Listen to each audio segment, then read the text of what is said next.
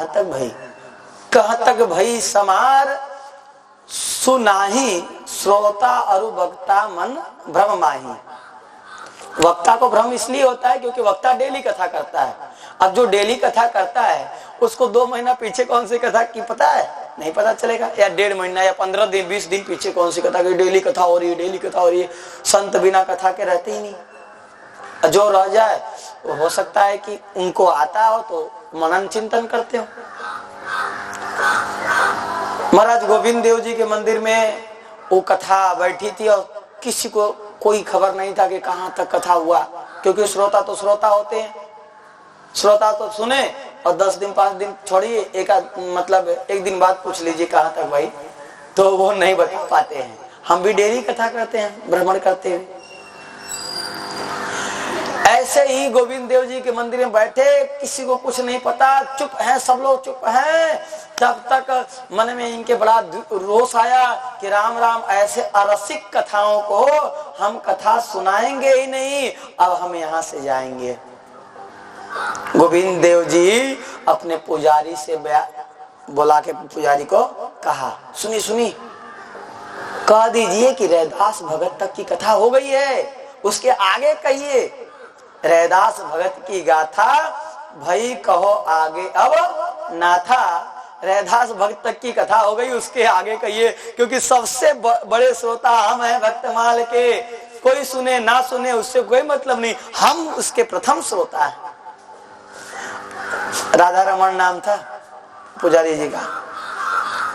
अब पुजारी जी के आंखों से अश्रु गिरने लगा, और जो जयपुर वासी था तो अश्रु गिरने लगा। जयपुर वासियों को पता चला भगवान सुनते हैं।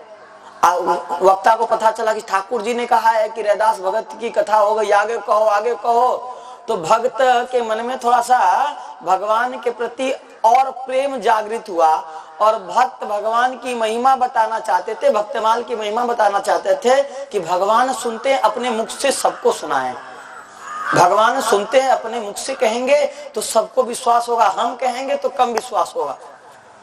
कहा देखो भाई पुजारी जी, भगवान हमको कहे कि हमने यहाँ तक सुना है, उसके आगे सुनेंगे, तब तो हम सुनाएंगे, नहीं तो अभी चल देंगे। तब भगवान को कहना पड़ा कि श्री रैदास भगत की गाथा भाई कहो आगे अब नाथा। समय भगवान स्वयं कहे। इस कथा को सुनने के बाद, क्योंकि सुनिसु पुजारी के दृगन पानी बहो अपार, या के श्रोता आप हैं यह किन्नी निर्धार। अपार जल बहने लगा, क्योंकि भाई भगवान जिससे बात करते हो उसके पास नौदा भक्ति न हो ऐसा कह ही नहीं सकते। सब प्रकार की भक्ति उसके हृदय में विराजमान रहती है। सब प्रकार की अष्ट सात्विक महाभाव जिसको कहते हैं, वो सब भक्त के हृदय में आ जाता है, वो लाना नहीं पड़ता है। अश्रुकम पुलिक इत्यादि, उसके रोमांच इत्यादि सब उसके शरीर में प्रकट हो गया। राधा रामन पुजारी जी के शरीर में। महाराज पुजारी जी ने कहा महाराज आके श्रोता आप हैं, इस संसार को आज आपने बता दिया।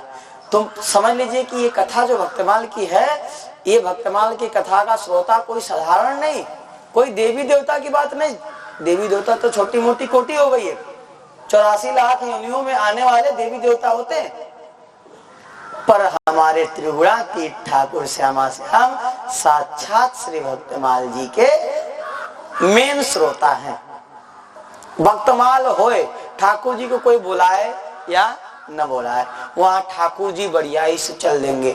उदाहरण के रूप में गीत गोविंद ऐसा ग्रंथ है, कोई गीत गोविंद का पाठ करता है तो भगवान उसके पीछे ऐसे पड़ जाते हैं जैसे भौरा फूल के पीछे पड़ जाता है या फूल पे रहता है, ऐसे भगवान उसके पीछे पड़ जाते हैं। घटना क्या हुई, एक बार कोई ऐसी सामान्य लड़की थी जगन्नाथपुरी में, बैगन की खेती होती की होगी, बैगन तोड़ते तोड़ते गीत गोविंद गा रही थी। जगन्नाथ महाप्रभु उनके पीछे चल रहे। और जब गीत गोविंद पूरा हुआ तो अपने मंदिर में पधारे, पुजारियों ने देखा पूरा मंदिर का कपड़ा फटा हुआ। राजा बात करते थे उस समय जगन्नाथ महाप्रभु राजा से। राजा ने कहा प्रभु जय जय, बताइए आपका ये वस्त्र कैसे फट गया? कहा हुआ ऐसा। वो गीत गोविंद गा रही थी और मैं गीत गोविंद जहां होता है वहां तो मैं भौरा जैसा मंडराता हूं उस भगत के पास। जैसे गीत गोविंद की महिमा वैसी भक्तमाल की महिमा महाराज। जहां भक्तमाल होगा वहां भगवान मंडराएंगे, ऐसे घूमेंगे, उस भगत का जो है सेवा करेंगे, भगत के पास रहेंगे, उस भगत का संग कभी नहीं छोड़ेंगे। क्यों नहीं छोड़ेंगे? उनको यह लोभ रहेगा भगत से कि आज नहीं तो कल यह भगत भक्तमाल की कथा हमको सुनाएगा, इसलिए उस वक्ता का भी संग नहीं छोड़ेंगे। बोलो वृंदावन बिहारी लाल की।